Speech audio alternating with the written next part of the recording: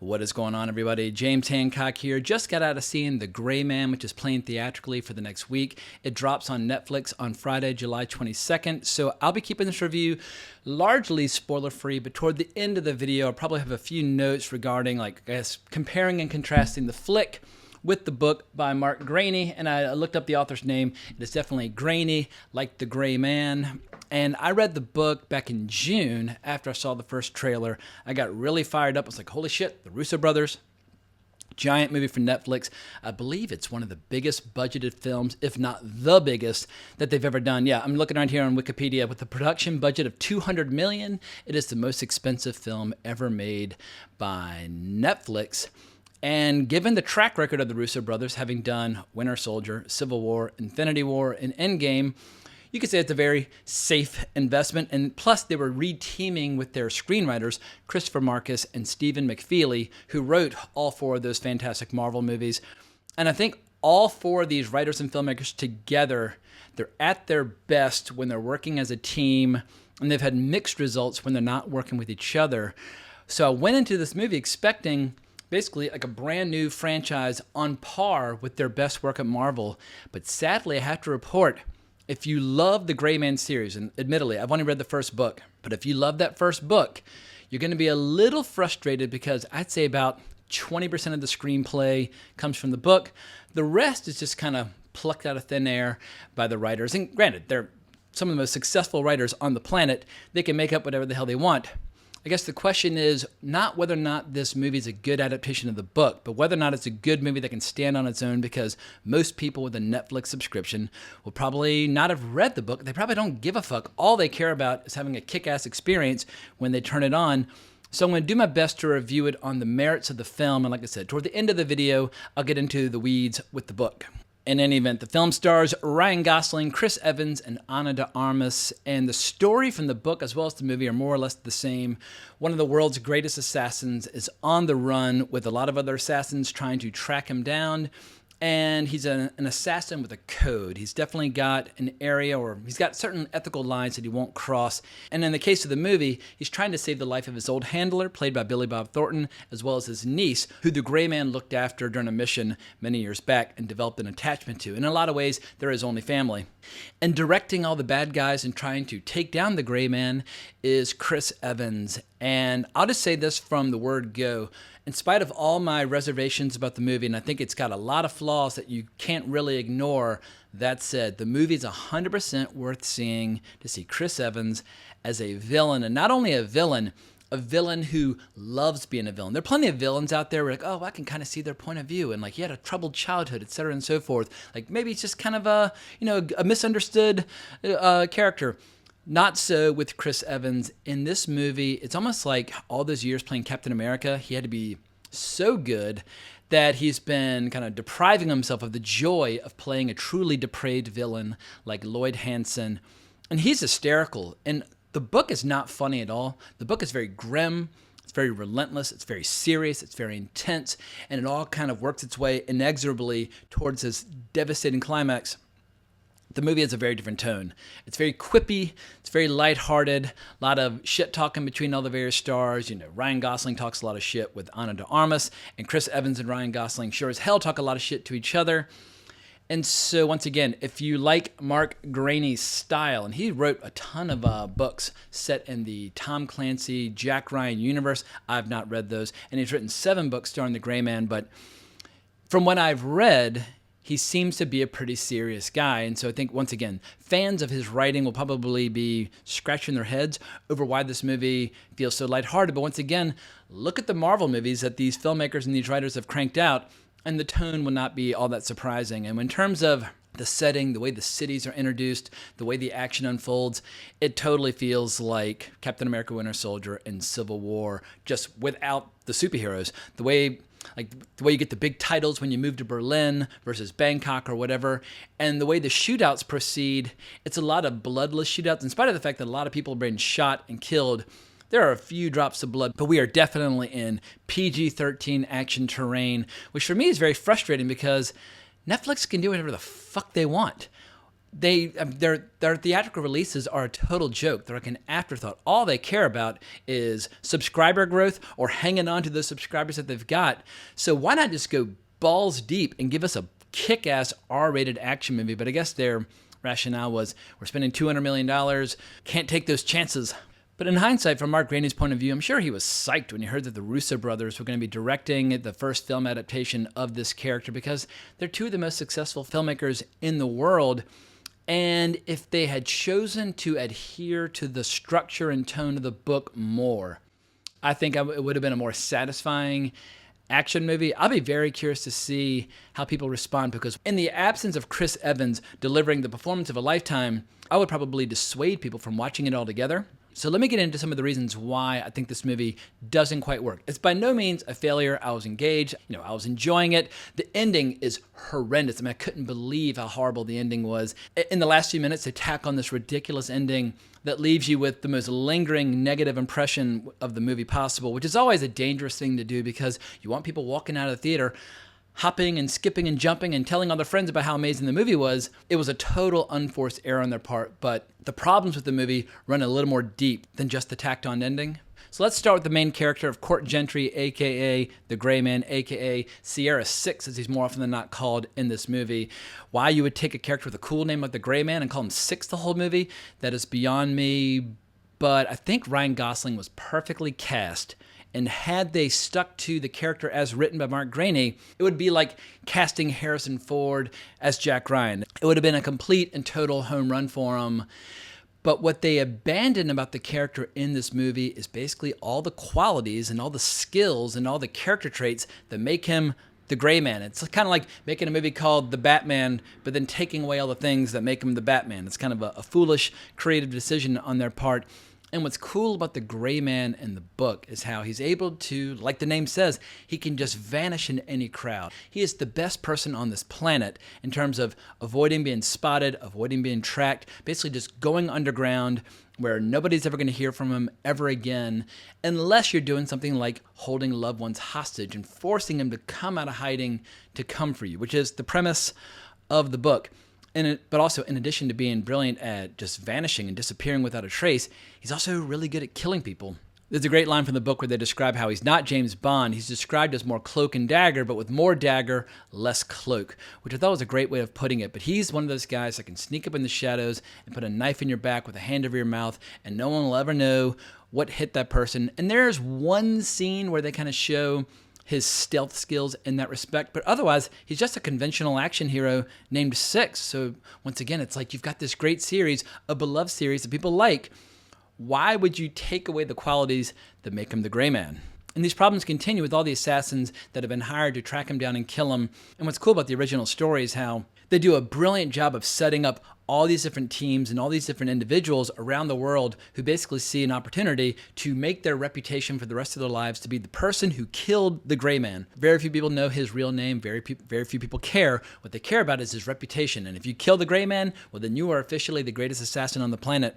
But this movie doesn't even really try to develop any of the other assassins except for one. Instead, it puts all of its energy into Chris Evans' character, which I get. I guess of all the changes that the movie makes to the book, you can defend all the changes related to Chris Evans, because in the book, he's more of like a pencil-pushing bureaucrat, whereas in this movie, it's fucking Chris Evans. It's Captain America himself. He's strong, he's lethal, he likes to fight. He enjoys killing people. He enjoys getting his hands dirty. He enjoys being covered in blood. He just loves it. But the name the Gray Man applies to more than just his reputation and how sneaky he is. It also describes his physical state throughout the course of the book, where from robust health and physical prime over the course of the entire story, he basically accumulates all these horrible injuries so that by the time you get to the finale, he is a shell of a human being. He's barely held together by like stitches and drugs, etc. But his determination and his will to win and his refusal to die, his refusal to back down, his refusal to succumb to despair, it's what gives him almost like this ghostly quality where it's like no matter what happens, he's just going to keep on coming. And this movie abandons that too. It has a few little bits toward the end where he picks up a few injuries, but they basically describe how the injuries are no big deal.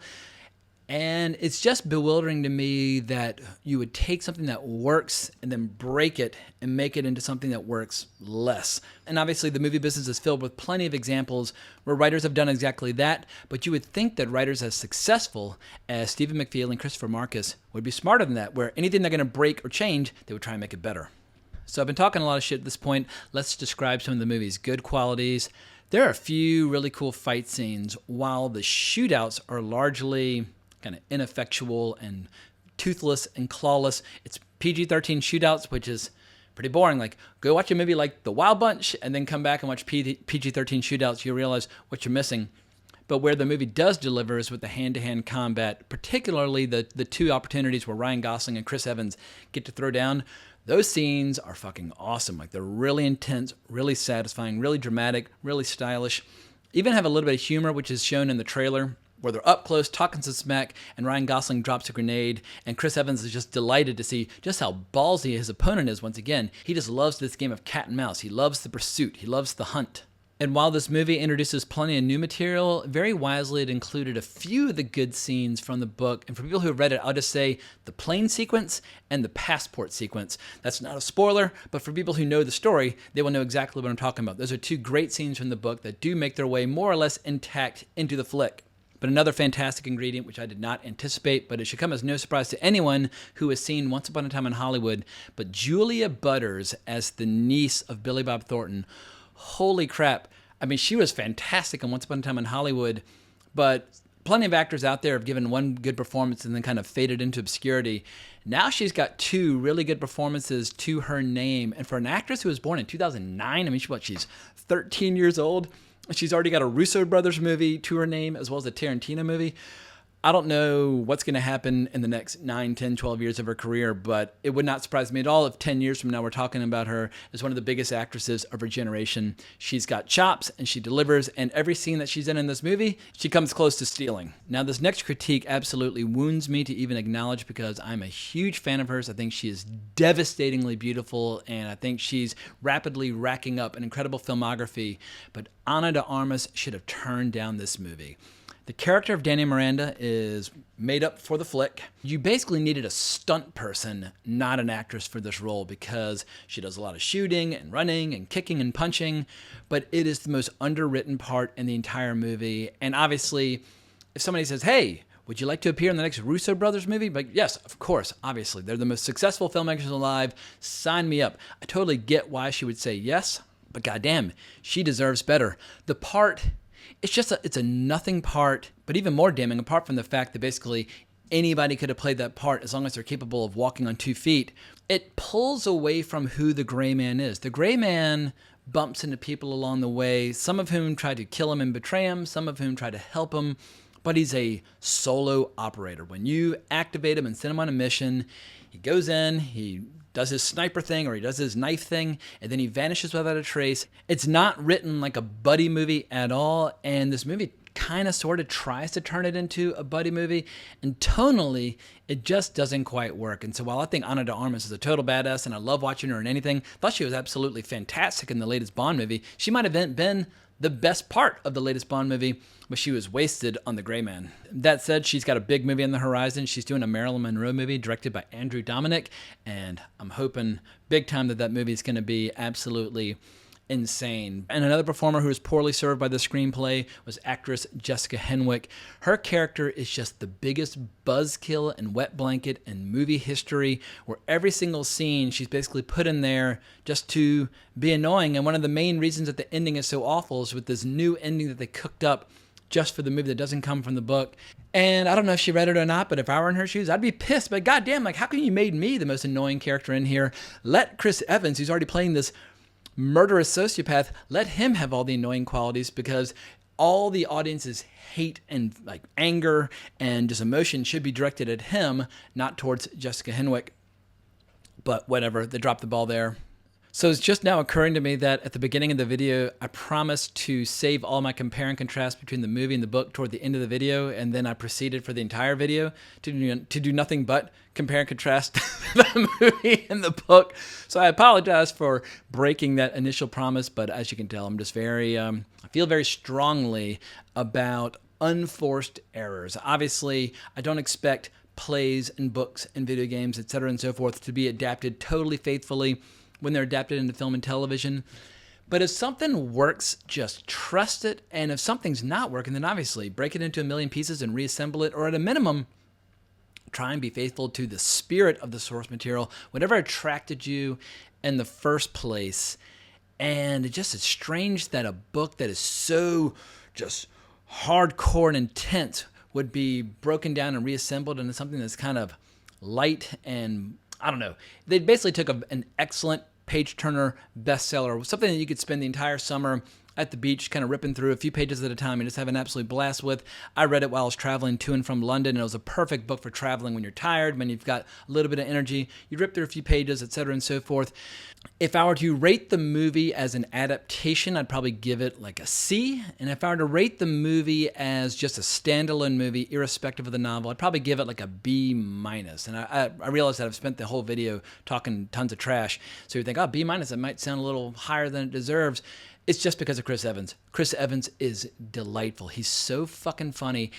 I think I screamed out loud with laughter at least 7 or 8 times. So bravo to the actor formerly known as Steve Rogers. You are now Lloyd Hansen, and I hope this will mark the beginning of him, kind of breaking character and playing more villains down the road. Maybe he can be the villain in the next Bond movie. So the last thing that we need to discuss is whether or not the Russo brothers need to go back to Marvel. When I first heard that they were making a $200 million action movie for Netflix, I was like, God damn, like this is their chance. They can break away from Marvel and they can write their own ticket here on out. They can do whatever the fuck they want. They can be the next James Cameron, where you go off and just build your own worlds from scratch. Maybe the Russo brothers need Marvel, and I think Marvel definitely needs the Russo brothers. Since Endgame, since the Russo brothers departed, I would argue that Phase 4 has been hit and miss at best. And everybody keeps talking about the Russo brothers coming back to Marvel to do Secret Wars. Whether or not that's Jonathan Hickman's Secret Wars or Jim Shooter's Secret Wars, who can say? But I used to have Secret Wars on the wall here somewhere, but I must have taken it down at any rate. I love the Hickman Secret Wars, and I really love the Jim Shooter Secret Wars. I grew up on that and read it a billion times. They would be ideal to do that. If you did the Secret Wars correctly, or even if they just reinvented it from scratch, as we saw with Infinity War and Endgame, they do those big event movies better than anybody. So I'll be crossing my fingers that they return to the fold of Marvel to do that, because this movie was a mixed bag at best.